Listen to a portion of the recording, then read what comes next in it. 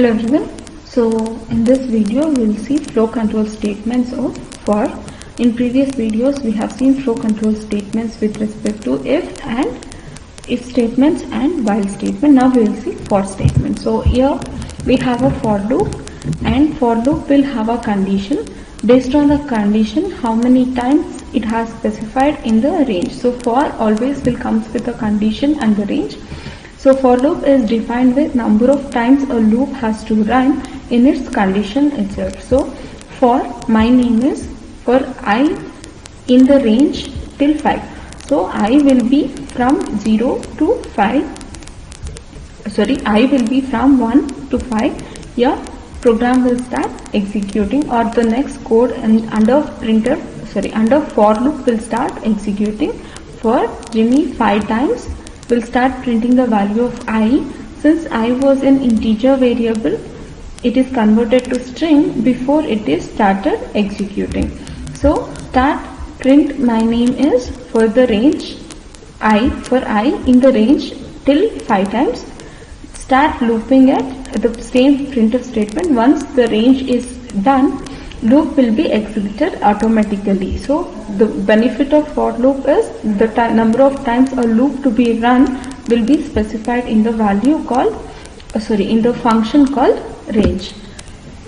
So once we start executing the program,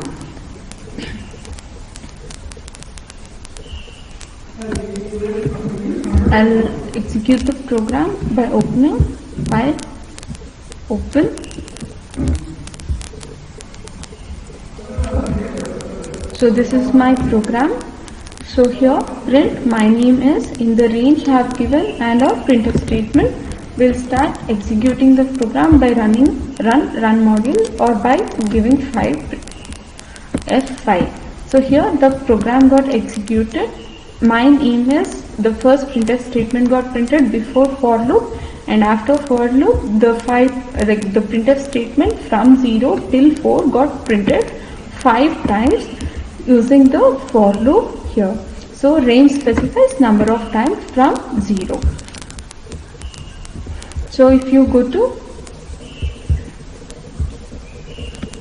next, we have ranges which is used, like instead of giving from I to 5, it takes the range from 0 to 5.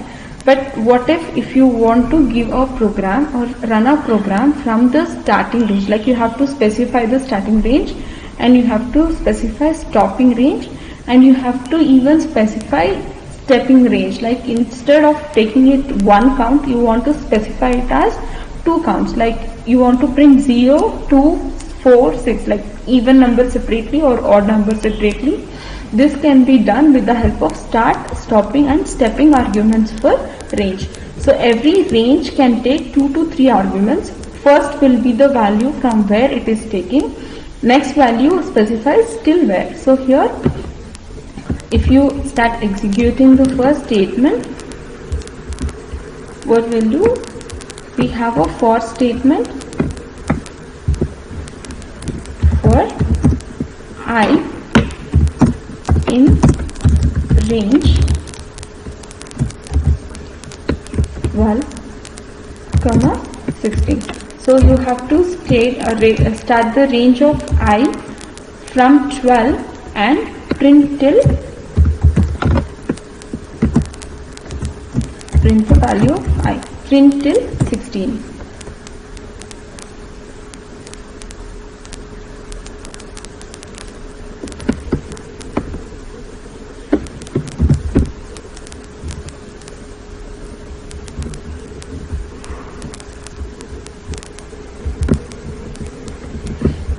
So the same program is copied here.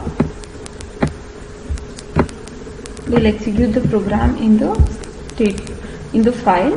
So I have a program which is stating for I in the range 12 to 16, print I.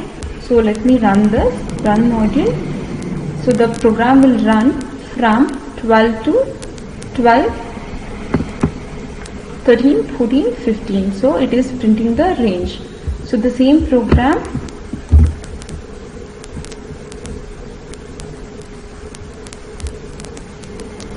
I'll take the same program, I'll modify it.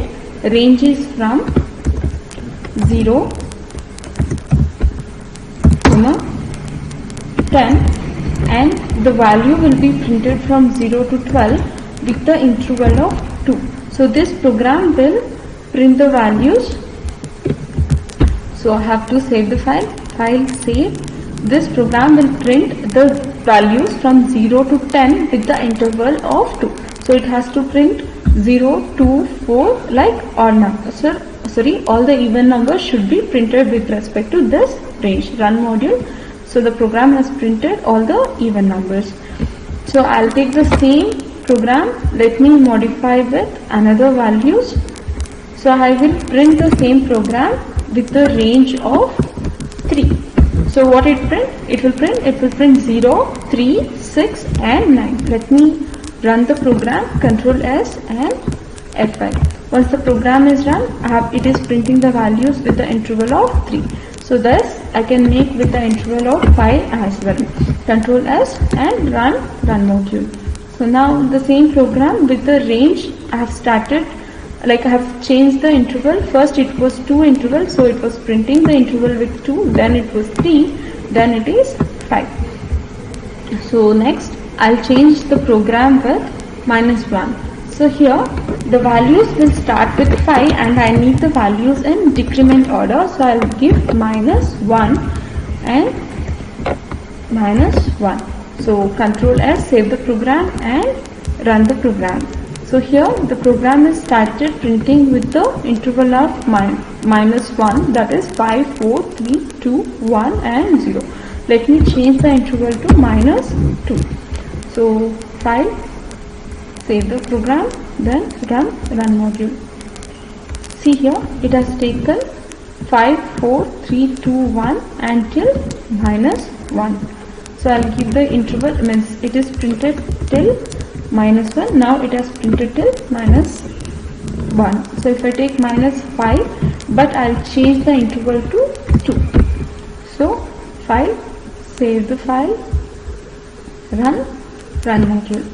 So here the program has printed with the interval of -2. 5 minus 2 is 3, 3 minus 2 is 1, 1 minus 2 will go to -1 and -3. With the interval of -2, it has printed the values till 5. So for this I can even give -5 with 1 in interval. So the file will print till -4.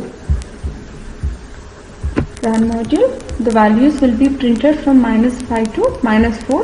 The interval is -1. So 5, 4, 3, 2, 1 it will print till 1. It has to print till the values of -5. So this is how the program range will be specified for interval. So first value will be the where the value is starting. Second value will be till when the value has to be printed, and third value represent the range. If it is positive, it will give the addition value. If it is negative, it will start decrementing the values. So next one is importing module.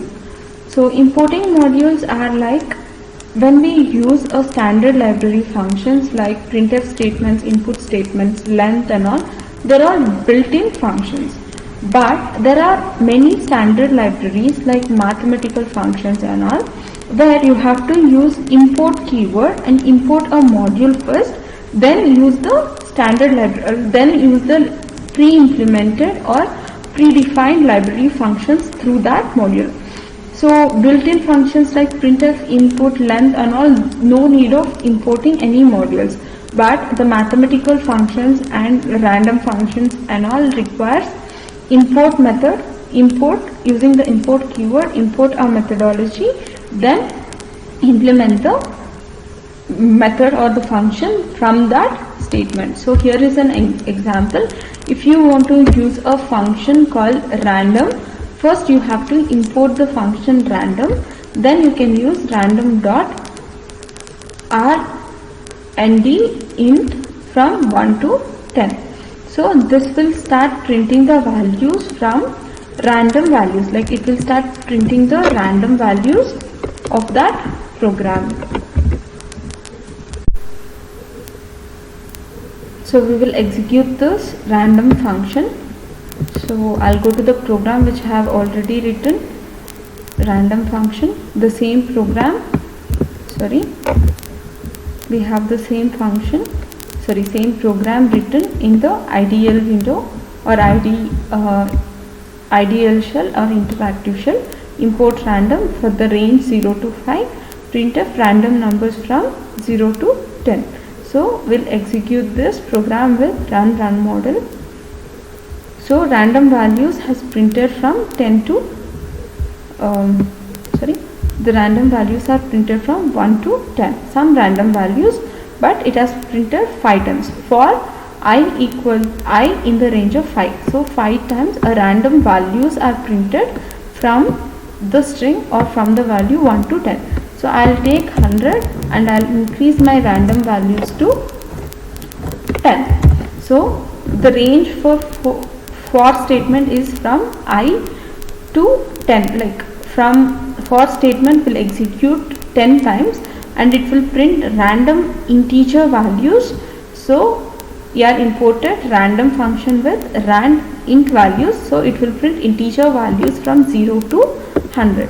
So let me save the program, file, save, then run the program, run module. It will print 10 random numbers because it is specified in for statement, and random numbers from the imported function random. So next we have end of a program early with syntax sys.exit.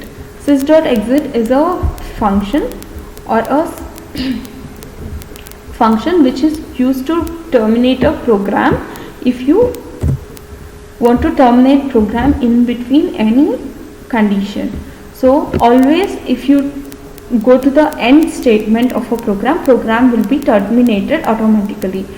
But what if you satisfy, like if you complete the program in between any condition, so if the program is completed, you don't need to go to the next statement, then we can directly end the program. Like if the program is like what if there is some small functionalities existing in a program or miss inputs are given to the program which is not required, then you have to end the program. So at the time if you want to end the program at the between, like at between the conditions, then we can use sys.exit function to exit. So imports while, if you have imported sys, then while true type exit to exit, response input, if response is exit, this is program will be executed, or you have typed the response. So we'll execute the program. I have the same program written here, let me run it. So what if you want to give exit, if you give exit, the program will exit, or else run the same program. If you give anything else like ABC, it won't exit. Unless you give exit, it won't exit. But here in the program the concept is, if the response what you type is string exit, then with the help of sys.exit function we are exiting the program manually in the code, instead of waiting till the last response of the last statement of the program. I hope you understood the concept. Thank you.